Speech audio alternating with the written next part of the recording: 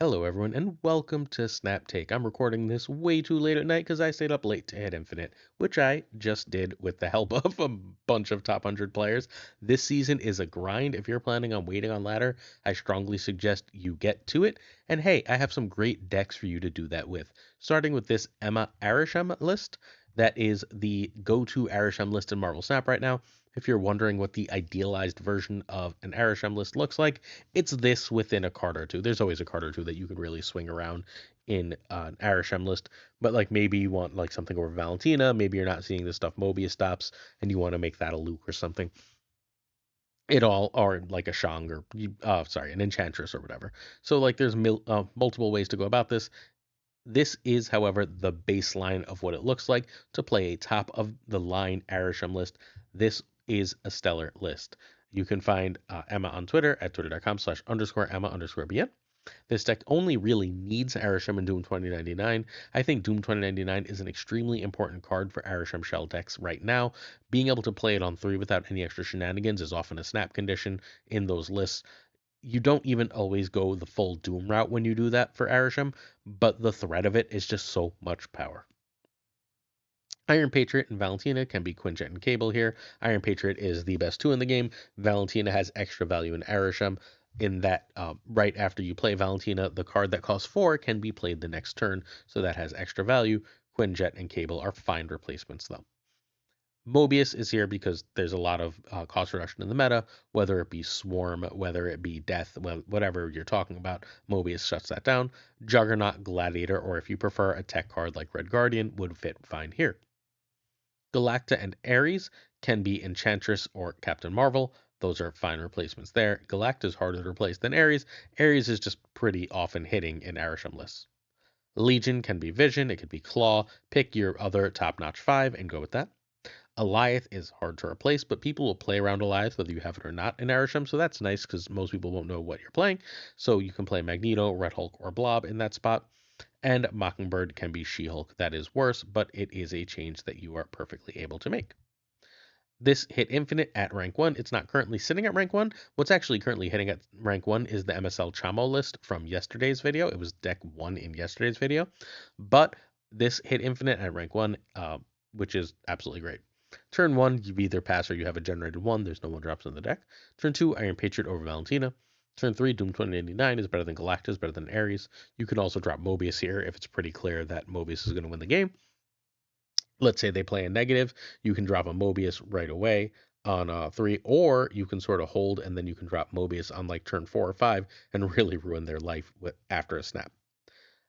Turn 4, you want to do a turn 3 thing, or you can drop Legion. Remember to be careful of Legion. If you think your opponent might be running Magic, you're going to want to hold Legion. You can also start to get Mockingbird out around these turns. So as you can get Mockingbird out, you'll want to play that card. Turn 5 is Legion or a 6. This is a good time for Doom. This is a good time for Alioth. And then turn 6, whichever other 6 makes sense, or you can play Shang and Mockingbird. Cool. Next up, we're going to talk about the craziest deck I've ever seen. The one I used to hit Infinite with because I just couldn't resist doing so. But first, one last look at this, and then I'm going to ask you to, if you're willing, please hit that sub button. A like and a comment would also be wonderful in helping us out here on Snap Judgments, where we release at least 7 days a week of Marvel Snap videos. We stream every day. We cover more Marvel Snap content than anyone. This very video is going to have 3 different bundle guides in it. It's going to have top player thoughts on both of the new cards that came out this week. We already covered both the new season and the new game mode. We are the most thorough and consistent Marvel Snap channel. We're about to hit 2 years. It'll in 1 more month. It'll be 2 years of Marvel Snap content. In fact, literally exactly 1 month will be 2 full years of this channel not missing a day. So if you want the most consistent Marvel Snap content, all you have to do is hit that sub button, which is the bottom right corner of the screen. It's a little red YouTube button. If you just press it, all of a sudden you're subbed and you're able to help us out. In addition, we are also giving away a season pass on every single video this week. All I have to do is sub and like, and then later this video, I will ask you a question. You comment your answer to that question, and you're entered to win the season pass. Each video's comment section will have a season pass winner. So please go through this week's videos, watch, enjoy, leave a comment if you're interested in a free Sam Wilson Captain America. Butts Surfer Galactus is what I used to hit infinite. This deck is wild. It is a Silver Surfer Black Panther Galactus list. Yeah, let's try that again. It's a Silver Surfer Black Panther Galactus list. And you genuinely win games doing all three. I played this. I should have hit infinite in like 5 or 6 games, and then I accidentally played a Kang in the wrong place. It got alive, then I lost 8 when I would have won 8 by just Zoloing the damn Panther in the lane the Panther was in. I also got stream sniped a couple times, and that cost me a couple games. But this list was one of the most fun lists I've ever played in Marvel Snap. Props to Butt, who plays and creates amazing decks for making it. I am currently ranked like 94 on the Infinite leaderboard, which is where I entered after hitting Infinite with this list. This deck needs Symbiote Spider-Man and Galacta. Those are the 2 cards you absolutely need. Agony can be Nebula or Aranya. Aranya might be as good as Nebula. It's hard to say. Iron Patriot is better than Copycat, Daredevil, or Cable here. So Iron Patriot is great, but Copycat gives you a lot of information on what opponents are doing and can win games. Daredevil is obviously really, really useful, especially if you're running Kang, because now you have lots more information, and Cable does the Copycat information thing. Fastos can or Shaw can be Hope or Luna. Basically, Fastos +2 is often better than the energy, but if you're not going to have that extra buff, then you are going to want the Hope or Luna for the extra energy. Galactus on 5 is a thing, but not really for this list. You're usually trying to get it out on 6. Kang is kind of secretly great here. I know that seems wild, but Kang is very, very good here. It can be Legion or Vision if you're missing it. Gwenpool is also a really good replacement here too, but if you do that, then you're going to need Zabu in for Agony. And finally, Galactus can be Juggernaut. Someone has been playing it that way, and it's been relatively effective. All right, let's go card by card. So Agony's main role is to sit alone in a lane. If you play, you mostly want to play Symbiote Spider-Man on Agony. That extra power, especially after a Galacta, is very good. In the Surfer lines, though, you can end up playing a Brood on Agony just fine. She's protecting a lot of your stuff from like early Red Guardians and so on, and she's just generally, sorry, not Brood, Sebastian Shaw can go on that Agony, and it's just a very good way to protect it. Iron Patriot is just strong, right? It gives you all sorts of optionality, and more importantly, or as importantly for this deck, it tells your opponent to play in one specific lane. Telling your opponent to play in one specific lane is very strong here. You're just trying to get them to commit to a lane because you want them to sort of not be able to interact with you as much as possible. Brood is fundamentally almost always a turn 6 play on the surprise Surfer rounds. Surfer is not often played here, but if you've got Galacta and Surfer, you put up a ton of power, right? If you hit that Brood with Galacta, that's 15. If you then Surfer it, that's 21. So that's just a lot of power on a lane that was uncontested 2 seconds ago. You can get to 23 if you put Surfer in that lane too. You can do that after a Fastos. You can do that lots of different ways here and have lots of power. Surfer is an end game power spike. It's not your main game plan, but it's really good. When you hit Brood, you can hit Fastos, you can hit Shaw. You've also very often got a Symbiote Spider-Man sitting alone, but you need to compete in other lanes. So you can play that Surfer in that Symbiote Spider-Man lane, trigger the Symbiote Spider-Man, and then you're going to be able to hit that Brood and that Shaw twice each, or that Fastos twice each, and that's very, very powerful. Obviously, you can just play it alone, and it can win fairly often that way too. Fastos +2 power is insanely good for Galactus and Black Panther, pretty damn good for Symbiote Spider-Man. The -1 cost can be game-changing depending on what it hits. If it hits 2 cards especially, that can be very strong. Shaw is one of your closers. You have 3 ways to buff Shaw here. You have Agony, Galacta, 4 ways. Agony, Galacta, Surfer, Fastos, 5 ways, and Symbiote Spider-Man. All of those make Shaw a lane-winningly big threat, especially if you can hit it with Surfer after. It's a very powerful card. It is all but actually, I don't think I even called it required. It is basically required here if you're going to run the Surfer version. It's really, really hard to have enough power to do that without Shaw. Galacta is the best card in the deck. She is the absolute key card. Her with Brood, with Shaw, is game winning. Her with Black Panther or Galactus is game winning.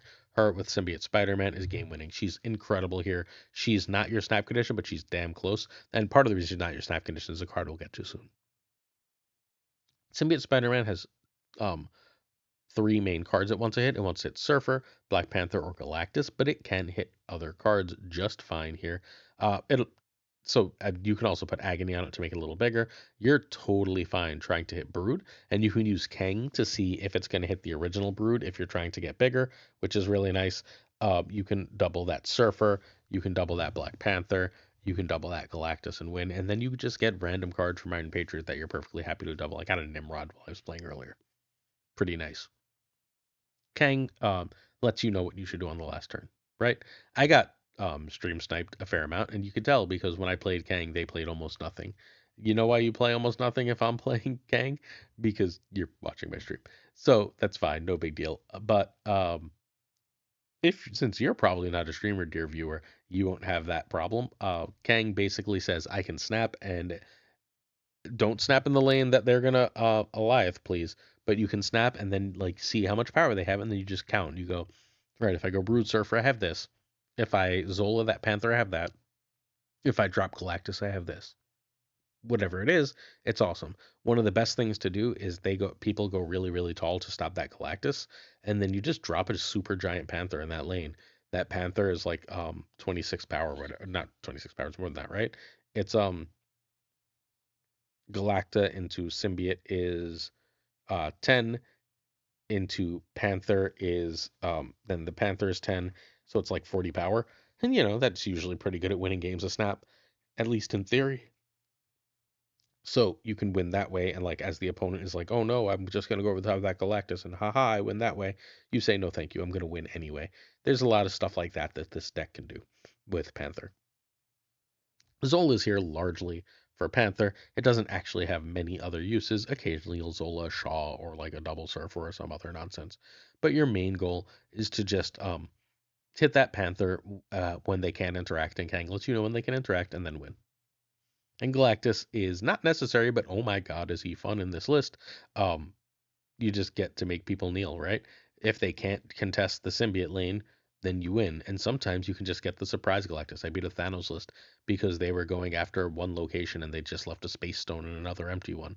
Well, Galactus took care of that noise, while in Alive did nothing in another location. There's lots of really powerful Galactus plays like that. He is your surprise card, although me featuring this will make this less of a surprise card. Go play this immediately and win some damn cubes.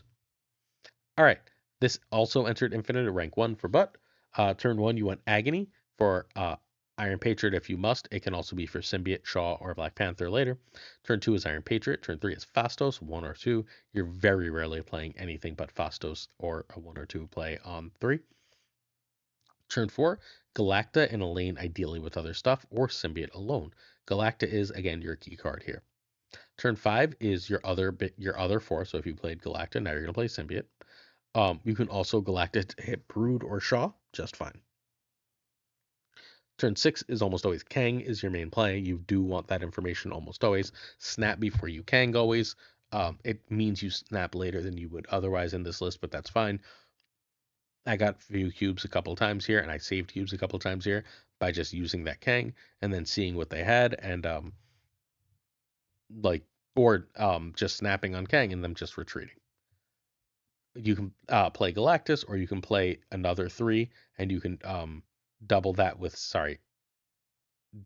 Symbiote Spider-Man Surfer, or you can Zolon Panther, or you can just drop a surprise endgame Panther. Cool. This is a very, very cool list. After this, we're going to look at a weird Joaquin Torres list, but I just wanted to show you my infinite list. I'm rank 94, and this list is an absolute joy to play. I urge you to give it a try. You might lose a little bit as you learn it, but it is worth learning because this is an absolute blast. Hey, I'll be streaming tonight on twitch.tv/PulseGlazer. Please come hang out for a little bit. I'll enjoy seeing you there. Season Pass question if you'd like to win that Season Pass. Which big bad is your favorite? Kang, Galactus, Thanos, High Evolutionary, and we're counting Arishem as a big bad because he totally is. Which of these is your favorite and why? All right, our top player thoughts for Joaquin Torres is Roram says Torres is a disappointment, needs more testing, but lacked luster as a Series 5. I think there's a mill shell that would make him very usable, but that needs to be figured out. We'll see that in a minute. Scott Denham says too expensive. I found nothing. Aber says slow and hardly justifiable. Dickens, weird, clunky, good but not required in balance. We'll see. I have him in a Victoria hand deck. Ekmadi says not great, gone in 2 weeks. Crime Afoot says Torres feels strong and lets people bring back old decks like Darkhawk Bounce, and Standard Bounce feels amazing. So Crime and Roram, I think actually Crime is the only one that's really liked it so far. Safety says interesting, costs one too much to be good, which I think is fair. Ika says stiff and awkward. Honifer says pretty meh. Cougar says 3 costs feels bad, and Sizer says only for bounce and not out of the ordinary in terms of power in that deck. So ultimately, this is a skip for now, I think, right now. And although if you do have it, this is a great deck to start with. This is Roram Walker, Texas Falcon. I played this a bunch in the 90s today, and it felt very, very fun. It's not really right into the hot location, so be forewarned, but it is a very strong and very fun deck. It is almost 3 decks in one. It is, I mean, I guess it's 2 decks in one, and then a splash of a third. It's a mill deck and a Victoria hand deck, right? It's got all the mill cards in Victoria hand, and then it's using Joaquin Torres to either help with the mill or hand package, right? Because you can get extra demons, which is great for Victoria hand and just great in general. Or you can get extra like Mill or Iceman with Yondu. Sorry, you can get extra Mill with Yondu and Hand Disruption with Iceman. And that's basically how this one works. You can find Roram at twitch.tv/RoramPlays. Awesome player, really nice person. This deck needs Victoria Hand, Misery, and Gladiator. Zemo and Torres can be Nico, Luna, Juggernaut, and Cable. We've covered the standard mill list 15 times. If you don't have Torres, go play a standard mill list. You'll be fine. So 3 decks in one and climbing in the top 20. Turn 1, you want Maria Hill over Iceman or Yondu. Turn 2, Victoria Hand or another one. And the reason you play Maria Hill is because sometimes she'll give you a 2 you'd really like to play. Turn 3, Torres is Torres on the ones, and then you can Misery on top of that, or you can drop Gladiator. Turn 4, ones on Torres, or Misery on top of that Torres, or ones if you didn't play Torres. Turn 5, Killmonger or Misery plus Demons. And then turn 6, Death, Shang, and Demons. Cool. Nice and simple and straightforward, right?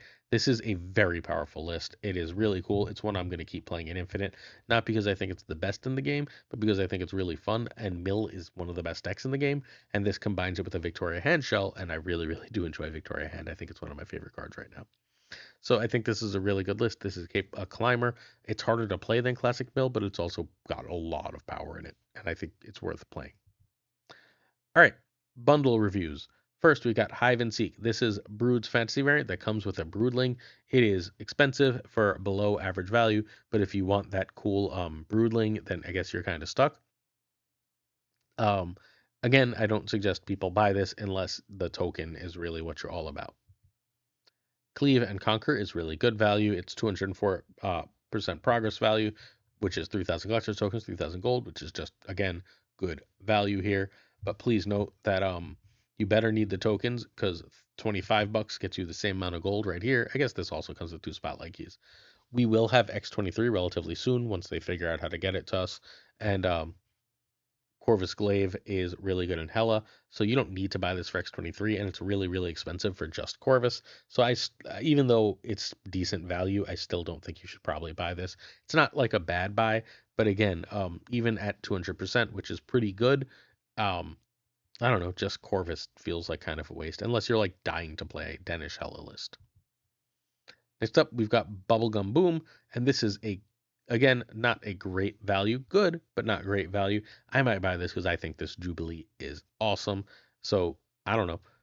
If you're interested in a really, really cool Jubilee variant, you can get it, but I'd probably save my money if I were earlier in my collection or looking for progress for bundles that have Series 4 and 5 cards instead of this. But this is a great Jubilee. All right, top player thoughts on Sam Wilson. Roram says Sam's very nice. Love his playstyle and decks are a bit more niche than I'd like my season pass card to be. Fair. Scott Denham says good and flexible. Surprised some people are down. Aber says less powerful than other season passes, but decent scaling. Dickens says solid, not ridiculous. Neat tool, especially on curve. Akmadi says people are underestimating Sam Wilson. He's a 2/7 on curve, and that is absolutely amazing. And he has some cool and powerful synergies with cards like Steve Rogers Cap, Call Obsidian, Craven, and Red Guardian Protection. Ikmati is very high on this, obviously. Crime Afoot says a pass card done right, good in Moonstone. Safety says generically good and boring. Ika says Sam is surprisingly versatile, a lot of fun. Needs to be played on curve, though. Hanafer, another 2 staple, but needs to be played on curve. Hey! And then Sizer says great in theory, but just good in practice. which is fair. It's just a good card. We've got a really, really cool list for Sam Wilson. It is a duplicitous list. Um, Sam Wilson basically says Mockingbird is a 5/9. 5/9 is great stats. You add that to Mysterio, and like just with Mockingbird and playing Mysterio, you now have a 2/9. I don't know. 2/9 seem good to me. That's basically the logic of running it in this list. I think that this is a worthwhile thing to play for that reason. Also, look at these variants. This is a pretty list too. It is a She-Hulk double up list. It's also one that if you're opening and get Makari, you can play, but you're not going to need Makari. Duplicis is the creator of the better Infinite Leaderboard, and thus will forever have my gratitude and anything I could ever do for him. All he has to do is let me know, because that leaderboard has made my life so much easier than the buggy ass second dinner one. This deck needs Mockingbird and Gwenpool. Makari can be Wasp. Rocket and Groot can be Gladiator or a big three of choice. Red Guardian can be Rogue. Sam Wilson, Captain America can be Iron Patriot, Cable, or Mirage. All right. That is not finished around me last season. Duplicis finished in the top 20 last season. Wrong deck. So turn 1, Sunspot or Quinjet. Turn 2, Cap Sam, or you can drop a 1-drop, and you can also play Mysterio. Mysterio, you would, if you're not going to She-Hulk, is your play on 5. If you are going to She-Hulk, you're going to want to get it out earlier, 2 or 3. Turn 3, Rocket and Groot is better than a 2 or 1. Turn 4, Moon Girl or Gwenpool. Turn 5, Gwenpool, especially, or pass. Sorry, Gwenpool, especially if you have Mysterio in hand, because hitting Mysterio with Gwenpool is extra value, or you can just pass. And then turn 6 is She-Hulks and Mockingbirds, and then all the other stuff you have, and you just put out a ton of power and win that way. Maximus goes out on that last turn too. Red Guardian can be really strong there, so on and so forth. Duplicis hit Infinite with this. He's currently in the top 10 of the Infinite leaderboard, and this is just a really cool list. I love the idea of throwing Sam Wilson into a deck for Mockingbird. I would not have thought of that. Great idea, great deck. If you're interested in checking out gameplay from for some of these decks, please check out the stream team. The King of Canada will be streaming at 12 p.m. Eastern today. And Game of Flash X will have a video up with yesterday's decks later on. Questions of the day. Abra asks how attainable I think the new game modes rewards will be. I think if you want everything, you're gonna have to grind like completely crazy. I think it might be reasonable if you just ignore the cosmetics and just go for all the cards to do that. But I think that they're going to try and really tempt people with cosmetics, and then people are going to miss cards and get upset, but it's going to be their own fault because they wasted things on cosmetics. I think if you want cards, you're going to have to really grind for cards. I expect ladder to be like abandoned to Ghost Town during this, because I do think people are going to need to play this mode in order to unlock things. I expect this I think that if they're giving us this level of reward, they're saying, okay, you said you wanted free stuff and you like just didn't want to like pay for it with money, right? Well, how much are you willing to grind? And I think that's what they're going to ask us. How much are you willing to grind? And I think people that want everything are going to have to really grind here. Toxic Soul King as a hero or villain, I'd love to see in Snap as a card.